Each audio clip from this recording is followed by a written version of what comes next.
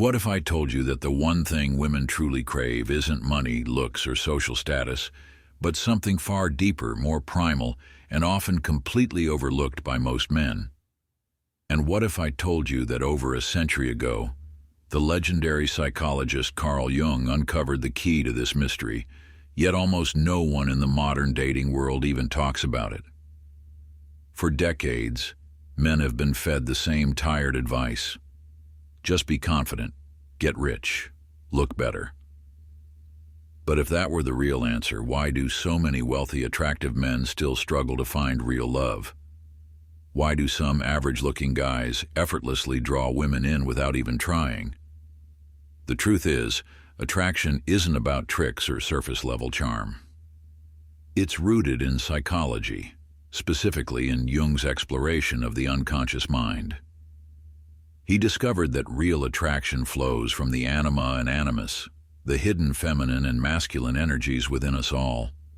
Most men fail to understand female desire because they focus only on the surface. But women are wired, biologically and psychologically, to seek something far deeper, a man who has mastered his inner world. Mainstream dating advice teaches men how to mimic confidence, flash status symbols, or memorize clever pickup lines. But if those tactics really worked, why do so many men end up in empty relationships, or worse, alone? The problem: these methods treat attraction like a formula, but human connection isn't a hack, it's an instinct. Pickup artists teach manipulation, tricks, scripts. They tell men how to game attraction. But women can feel when a man is acting versus when he's being, and while money or looks might turn heads, they don't spark lasting desire. Because real attraction doesn't come from external validation, it comes from unconscious recognition. A woman's psyche responds to something far more powerful than a flashy lifestyle or a chiseled jawline. Jung revealed that attraction is tied to projection, the subconscious act of seeing our inner ideals in someone else. When a woman feels deeply drawn to a man, it's often because she's projecting her inner masculine archetype, the animus, onto him. But here's the catch: she can only project onto what's really there. If a man is emotionally fragmented, needy, or insecure, her unconscious will sense it and reject him no matter how rich or ripped he is. But if he's done the inner work, if he's whole, her attraction will be powerful, instinctive, and undeniable. This is why some men seem to naturally command presence and pull people in, while others struggle even with every advantage. Jung taught us that the unconscious speaks in symbols, emotions, and intuition, not logic. A woman doesn't think, "This man has integrated his shadow." She feels it. She senses his presence, his calm strength, his ability to hold space without needing to dominate it. These are the quiet signals of a man who has faced himself and come out whole. Psychological wholeness isn't about perfection, it's about integration. A man who's met his own fear, owned his flaws, embraced both his masculine power and his feminine depth. He carries an energy that women are biologically tuned to notice. They don't just want a provider or a protector. They want someone who can meet them, emotionally, spiritually, completely. That's why true vulnerability, when rooted in strength, is magnetic. It tells her he's not wearing a mask. He's not afraid of emotional depth. He's not performing, he's present. This is why nice guys often finish last. Not because kindness is unattractive, but because inauthenticity is. A man who hides his truth to gain approval isn't whole, he's fragmented. Just like the bad boy may stir up short-term desire but ultimately lacks the depth to hold it. The men who leave a lasting impact, they're the ones who face their darkness, embrace their light, and no longer seek validation because they've already claimed it from within. At the core of Carl Jung's psychology lies individuation, the lifelong journey of integrating your conscious and unconscious mind to become a whole, fully expressed human being. It's not about chasing some flawless ideal of masculinity. It's about embracing all of you, the strength and the softness, the ambition and the vulnerability, the logic and the intuition. A man who has truly stepped into this path doesn't act confident, he is confident. Because he's no longer at war with himself.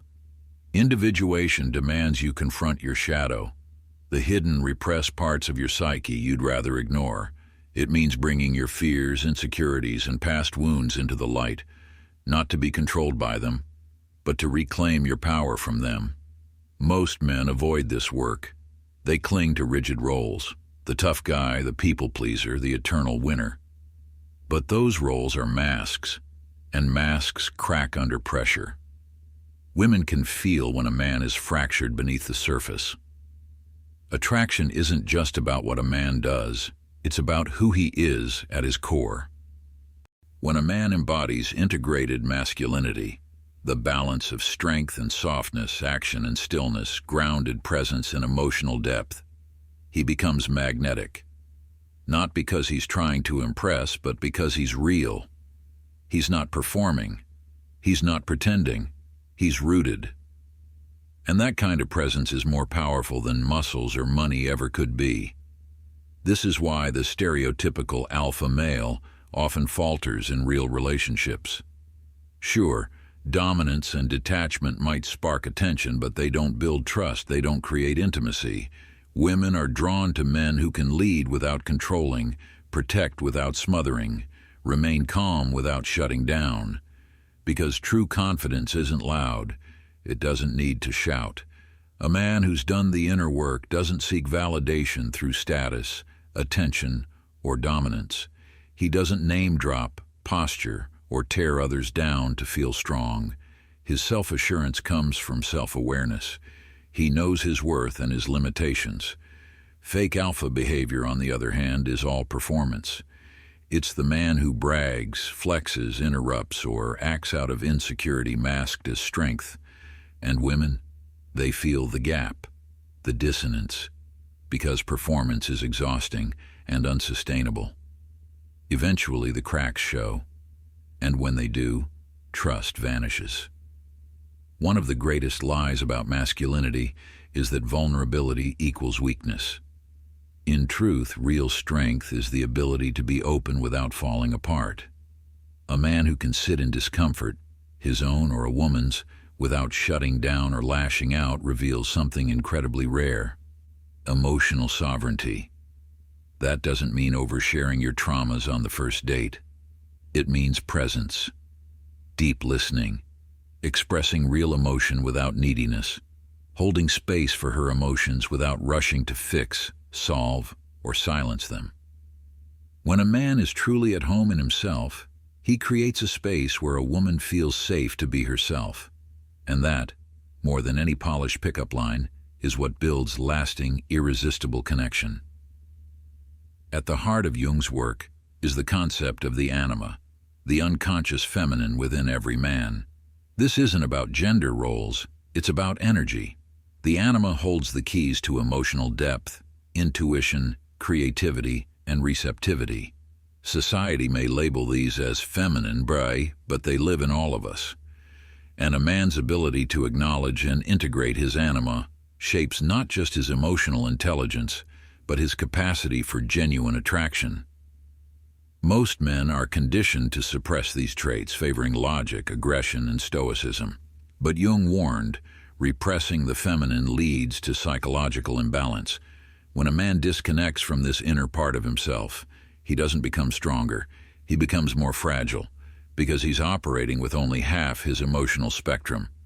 Your relationship with your own emotions directly impacts your attractiveness.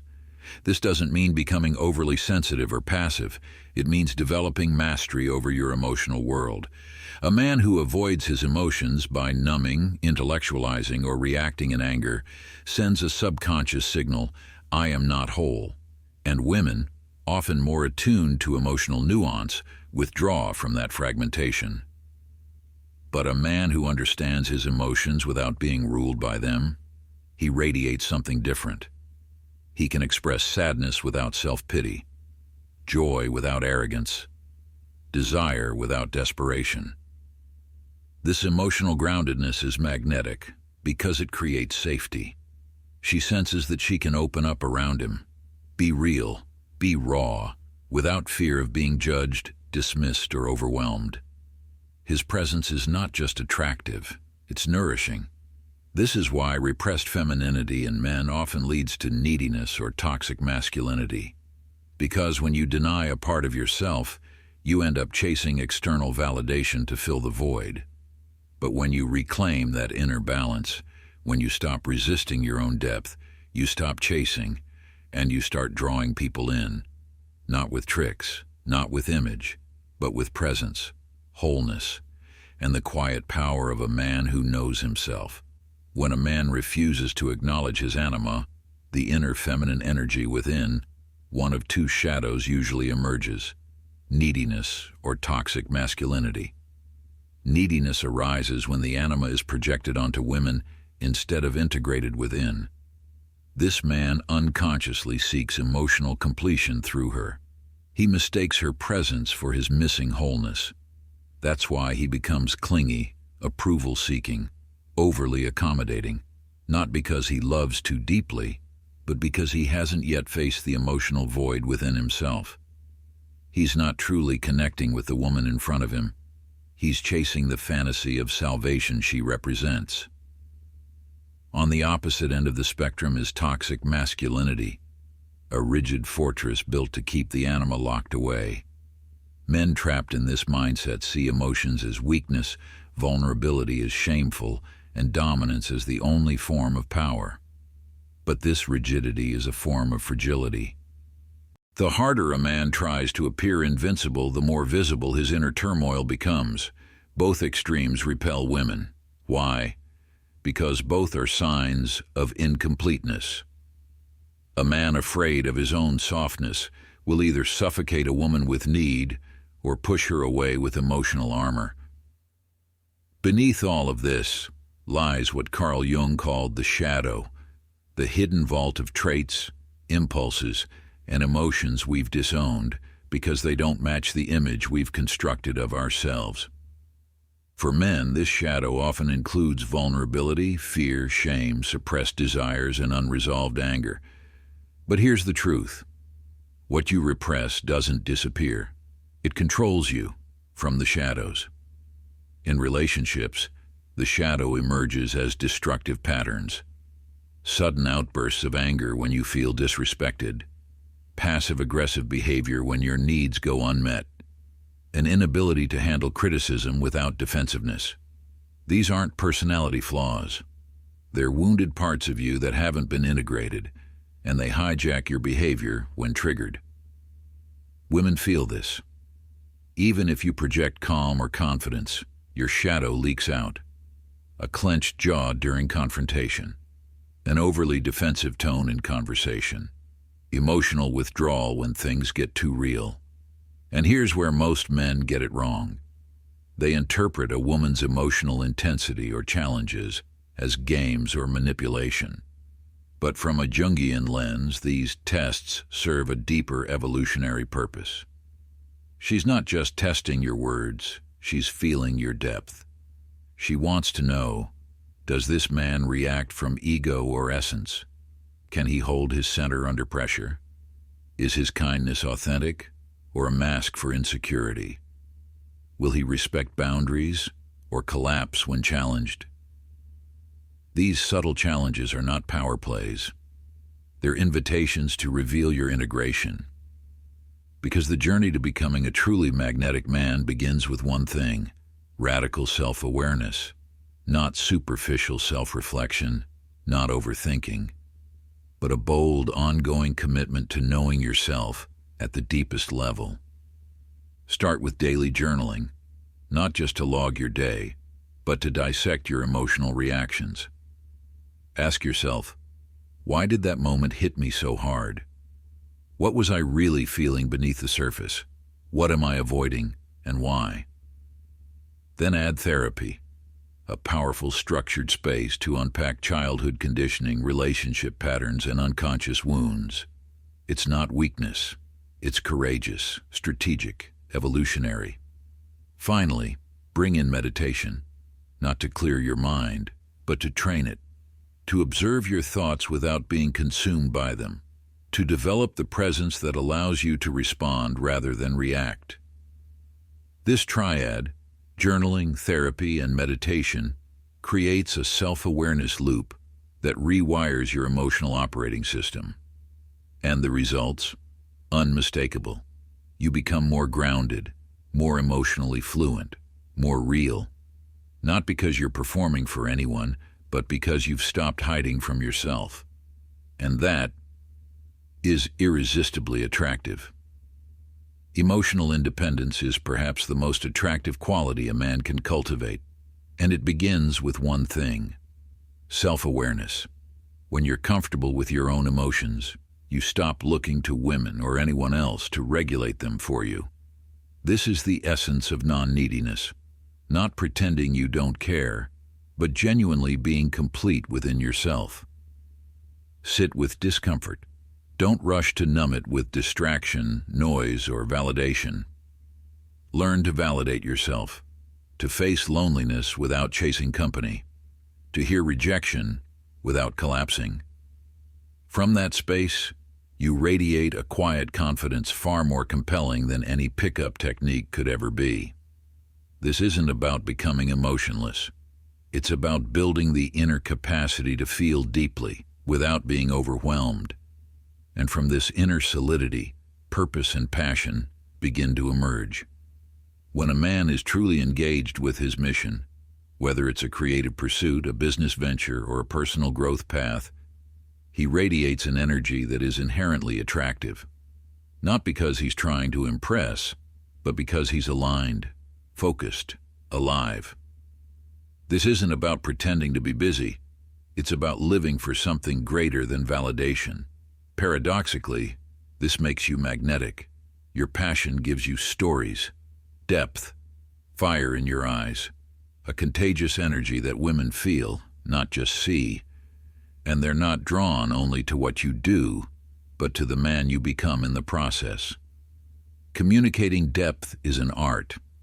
It's the dance between revelation and restraint.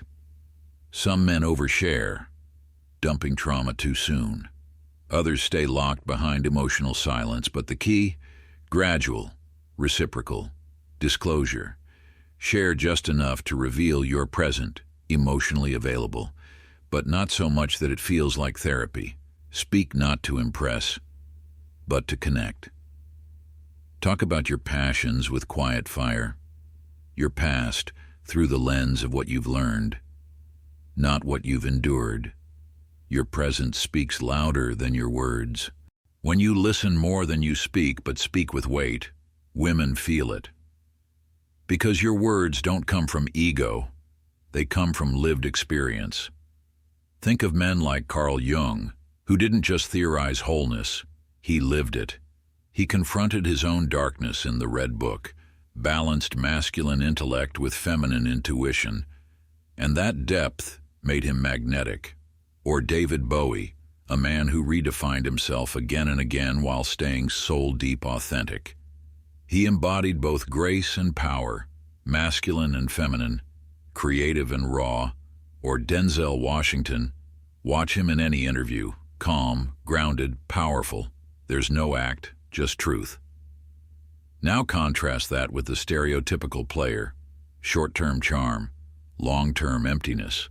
His game is built on taking value, not radiating it. Or the nice guy, smiling on the surface, but seething with resentment underneath. Women sense this incongruence instantly, because at the core, incomplete men try to get value, whole men naturally give value. So here's the truth. The number one thing that makes a woman truly want you isn't a trick. It's not a tactic. It's the depth of your personal evolution. When you do the inner work, face your shadows, integrate your anima, and live with emotional sovereignty, you become a man who attracts without chasing. This is not about manipulating attraction. It's about becoming fundamentally attractive. And the paradox? By focusing on wholeness, You generate the exact qualities that ignite genuine, lasting desire. Because attraction isn't about words, it's about energy. The silent strength of a man who has nothing to prove and everything to offer.